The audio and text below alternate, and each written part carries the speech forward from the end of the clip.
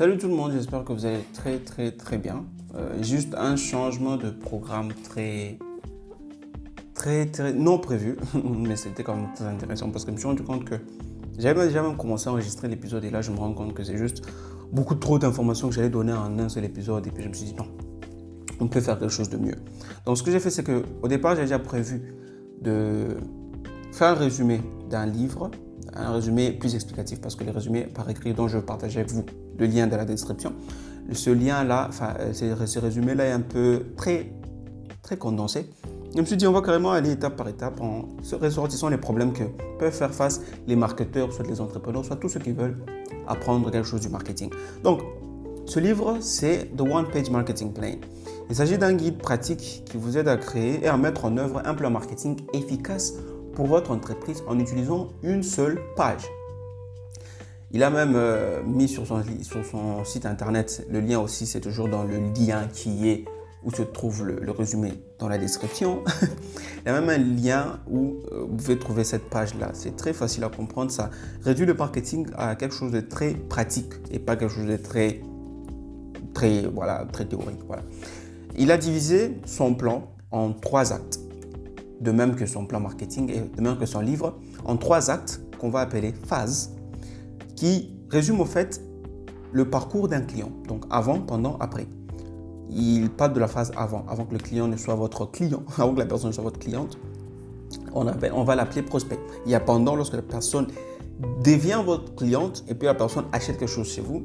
Et puis après, il y a après. Donc quand la personne a acheté quelque chose de chez vous et comment transformer cette personne en fan. Comment transformer votre personne en ambassadeur, on va dire ça comme ça.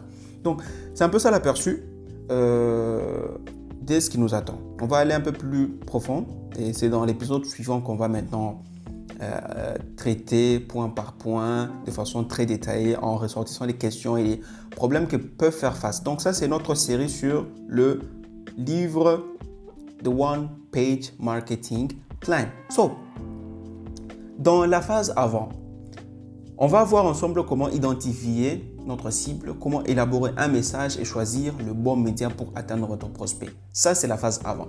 Et dans chaque phase, il y a 3 étapes. Donc, première étape, c'est comment sélectionner votre cible. On va voir ensemble comment définir clairement qui sont les clients, comment découvrir nos clients idéaux, soit des clients idéaux. Je ne sais pas quel français utiliser, mais bon.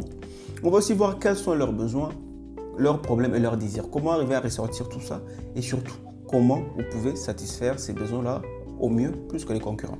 Deuxième étape de la phase avant que l'autre personne devienne client, on va voir comment élaborer un bon message.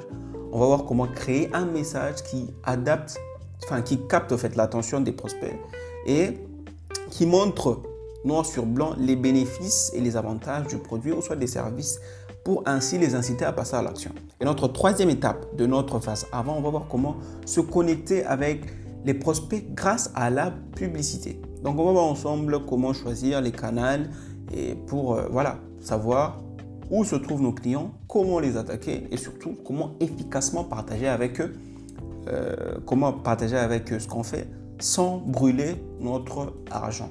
Ouais, un peu parce que ce qui compte dans un business, c'est les retours sur investissement. Pas les vues des publicités, pas les peut-être non, ça c'est du blabla. Ce qui compte, c'est juste l'argent qui rentre après avoir lancé une publicité. On va aussi voir ça, tout ça dedans. Après, on va passer à l'acte 2, ou soit la phase 2, qui est la phase pendant.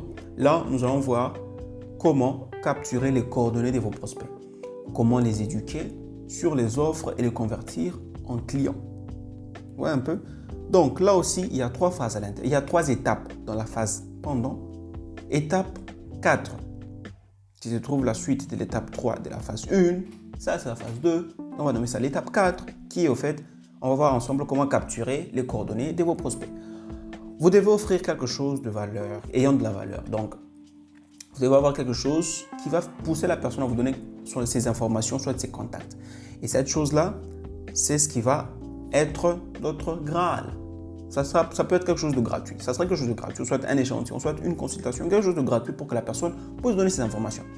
Et une fois avoir ces informations, on va aussi voir comment bâtir une liste de prospects qualifiés que vous pourrez suivre. Ainsi, ça va vous permettre de ne plus recruter les clients, mais plutôt de juste choisir dans votre liste, ok, aujourd'hui je vais relancer tel client, ou soit ce mois-ci, pour les transformer en, enfin, pas tel client, mais tel prospect, pour les transformer en client. Ainsi, vous aurez une machine qui vous fait rentrer du cash de façon très pratique. L'étape 5, on va voir ensemble comment éduquer vos prospects sur vos offres. Vous devez établir une relation de confiance avec vos prospects en leur fournissant du contenu utile et pertinent qui leur montre comment votre produit ou service peut résoudre leurs problèmes ou satisfaire leurs désirs. Là, on va maintenant aller un peu plus profond, on va aller un peu plus dans la psychologie, dans la tête du prospect d'une certaine façon pour essayer de le recadrer sur comment nous comprendre d'une certaine façon. Et puis après, on va voir l'étape 6, comment convertir ces prospects-là en clients de façon pratique. Donc là, maintenant, on va voir comment inciter les prospects à passer à l'achat en leur présentant une offre irrésistible qui leur donne une raison impérieuse d'agir maintenant qui élimine tout risque ou objection. Et c'est là même que tout le game se joue, c'est là que tout le jeu se joue. Essayer de convertir. Si tout ce qui devait être avant est déjà bon, la conversion, c'est juste quelque chose qui va être très à l'aise. Pourquoi? Parce que tout est déjà clarifié. Ce n'est pas la mauvaise personne, il n'est pas sur le mauvais canal. Enfin, le message est bien crafté, le message est bien prêt, la publicité est très bien générée, très bien faite et la personne a la permission. La personne vous donne la permission de vous contacter. On a parlé récemment de permission marketing. Ça revient au même parce que la personne vous aura déjà donné ce contact et là maintenant vous allez juste essayer de convertir ce prospect-là en client. Et puis nous allons passer à notre phase après, qui est notre troisième phase et dernière phase, où il y a le chapitre 7, 8 et 9. Chapitre 7, on va voir comment livrer une expérience exceptionnelle à votre client. Vous devez dépasser les attentes de vos clients en leur fournissant un produit ou un service de qualité supérieure. Un service client impeccable et une garantie solide. Cela vous permettra de fidéliser vos clients et de réduire le taux d'attrition. Enfin, pas d'attrition, mais d'attrition. Donc, le fait que les personnes ressentent une friction pour vous revenir vers vous, soit parler de vous aux gens. Alors, on va voir aussi comment convertir les produits, soit les services les plus banals en quelque chose d'extraordinaire. Ça sera très intéressant. Et dans l'étape 8, on va voir comment augmenter la valeur à vie de vos clients. Vous devez maximiser les profits que vous tirez de chaque client en leur vendant des produits ou services complémentaires, en augmentant la fréquence d'achat et augmenter les prix moyens par transaction. Ce qui est là, c'est que la plupart du temps, on pense qu'un business reste en vie à cause, soit grâce aux nouveaux clients.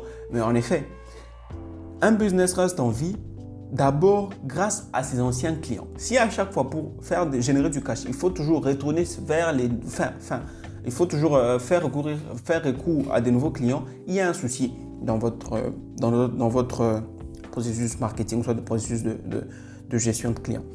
Ce sont les anciens clients qui vont régénérer du cash et les nouveaux clients vont du cash en plus. Donc là, on va voir comment ajouter de la valeur aux clients actuels. Et on sait tous que valeur égale plus d'argent, égale plus de qualité, etc. Donc, on va travailler sur ça. Et dans l'étape 9, la dernière étape du livre, on va voir comment transformer des clients en ambassadeurs de votre marque.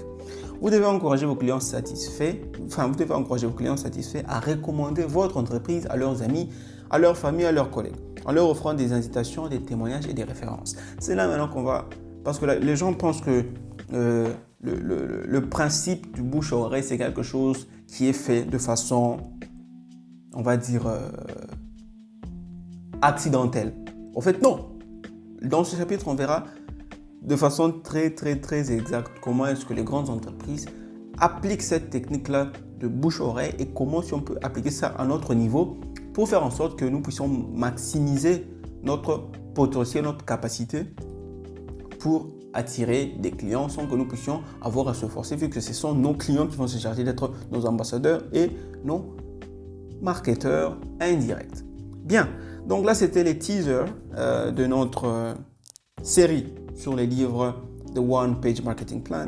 Je me suis dit que ça sera plus intéressant d'y aller lentement, en profondeur, chapitre par chapitre, en traitant plusieurs concepts étant dans les chapitres et en comparant un peu avec différents livres et différents principes marketing pour qu'on ait un résumé assez complet. Parce que je suis sûr que partout où vous pouvez aller sur YouTube, même sur Spotify, soit sur iPod Podcast, vous pouvez trouver ces résumés de ces livres. Mais lorsqu'on essaie de voir, c'est juste les mêmes choses qui sont répétées, etc. Moi, je vais y aller un peu différent. Chapitre par chapitre, traiter les points en ayant un peu plus de temps et de largesse pour entrer plus en profondeur sur ce qui peut être intéressant. Et on va y aller comme ça. Donc, on va dire, les histoires du mercredi sont mises en pause. Donc, on va plus parler de marketing pour finir cette série. Et puis après, on va voir comment est-ce que vous réagissez, si vous aimez, si vous n'aimez pas. Et puis après, on va gérer. On va toujours réajuster les choses. Donc, d'ici là, prenez soin de vous et surtout, faites ce qu'il faut faire pour gagner de l'argent. Ok, ciao, ciao.